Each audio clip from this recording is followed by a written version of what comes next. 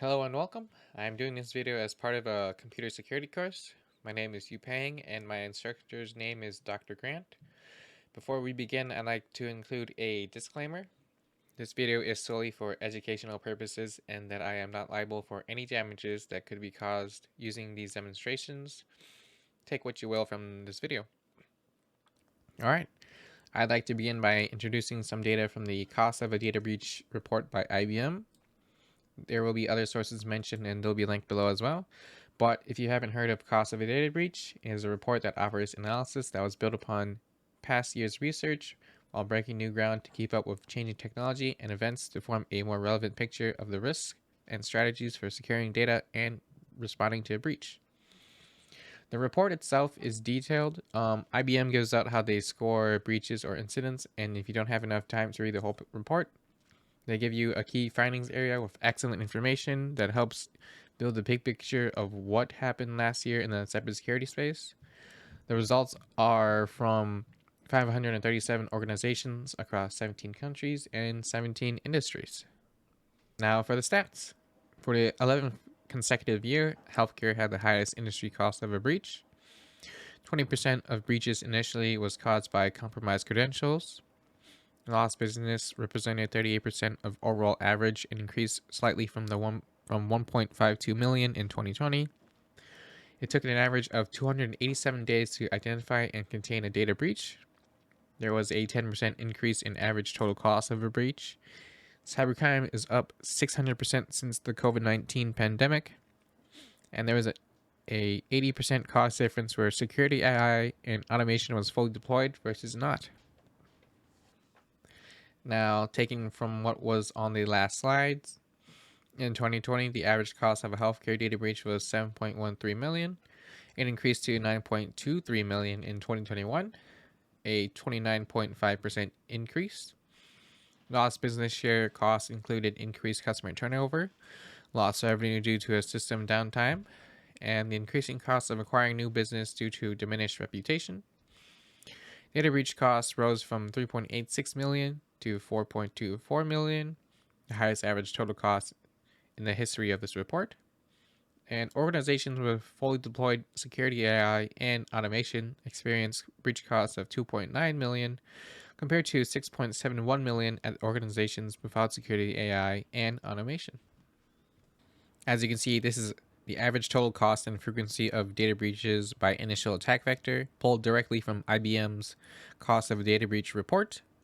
20% of breaches were from compromised credentials, followed by phishing with 17%, and then the cloud misconfiguration with 15%. In its most fundamental form, AI is the capability of a computer program or a machine to think and learn and take actions without being explicitly encoded with commands.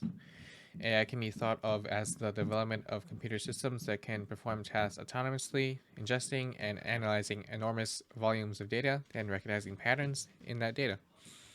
Moreover, a basic precept of AI systems is the ability to actually learn from experiences or learn patterns from data, adjusting on its own when new inputs and new data are fed into the system or algorithm. The total economic impact of IBM QRadar Advisor with Watson is a report from Forrester sponsored by IBM. It is a report on how the app QRadar with Watson assisted and ultimately helped reduce costs, increase efficiency, productivity, and freed up time for cybersecurity and professionals. Prior to the integration of the Watson app, the organization faced challenges such as length and cumbersome threat investigation, where each investigation took anywhere between 4 hours to several weeks. The security team or analysts spent most of their time working on investigation tasks. Because of the lengthy and cumbersome task of constantly investigating, the security team couldn't move on to the remediation phase in a timely manner, exposing them to more risk. Finally, there was an overwhelming amount of threats that went unaddressed. With analysts freed from investigation tasks, they went back to investigations that they weren't able to get to. Analysts were able to focus on the higher level investigations and be proactive threat identification and be proactive. Analysts were able to focus on higher level investigations and be more proactive with threat identification because the lower level threats were being automated. The total economic impact of IBM QRadar Advisor with Watson is a report how the app QRadar with Watson assisted and ultimately helped reduce costs, increased efficiency, productivity, and freed up time for cybersecurity professionals. Prior to the integration of the Watson app, the organization faced challenges such as lengthy and cumbersome threat investigation, where each investigation took anywhere between 4 hours to several weeks.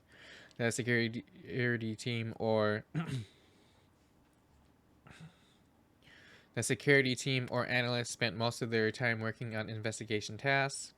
Because of the lengthy and cumbersome task of constantly investigating, the security team couldn't move on to the remediation phase in a timely manner, exposing them to more risk. Finally, there was an overwhelming amount of threats that went unaddressed.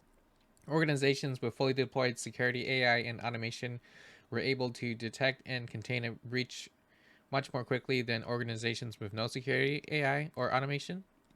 For organizations with fully deployed security AI and automation, it took an average of 184 days to identify and for organizations with fully deployed security AI and automation, it took an average of 184 days to identify the breach and 63 days to contain the breach for a total life cycle of 247 days. For organizations with no security AI deployed, it took an average of 239 days to identify the breach and 85 days to contain it for a total life cycle of 324 days. The difference in the breach life cycle is 77 days, which represents a difference of 27%. Kagyo's Bank was a new bank entering Sri Lanka without a traditional brick and mortar legacy. It was a true digital bank with 340 access points across the country. The bank's security officers were worried about sophisticated cyber attacks and the constantly changing threat landscape that plagued the financial industry. The bank wanted to help security analysts keep up to date on the endless amounts of security data, papers, blogs, and other sources that are required to analyze threats. That's when they turned to Seam and Watson. Both of these systems and AI help monitor, process, and bring useful information to analysts, cutting investigations from weeks to minutes or hours. One official said that the Watson app had read more than 2 million cybersecurity threats and documents and made it ready for analysts to review. Kagyo's Bank ultimately had a positive experience with Watson and Seam as it helped them identify threats, cut down investigation, and filter through all the noise that gets sent to analysts.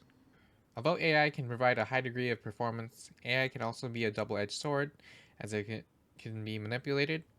There's still a distrust for AI as AI can be seen as a black box where you feed it information and then something happens.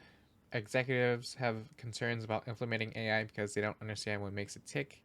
For AI to be adopted, it needs to have more transparency or explainability. Another worry about AI is that AI can also be poisoned by injecting data in a training set when AI is training to score its process. Threat actors have already been seen using AI to bolster their attacks and malware, so the arms race has already begun. And these are only a few worries that AI researchers and developers need to consider when developing AI for the future. Conclusion: based on the findings of these reports, artificial intelligence has been proven to help cybersecurity professionals in the field as it cut down on investigation time, filter the massive volume of noise that analysts go through, cut down on costs, and free up the security team. Cargo's Bank was one of the case studies that was touched on. There are companies in different industries that are also using the Watson app to secure and streamline their security process. I personally think that the AI has a future in cybersecurity because AI can learn and adapt if given the right data and training.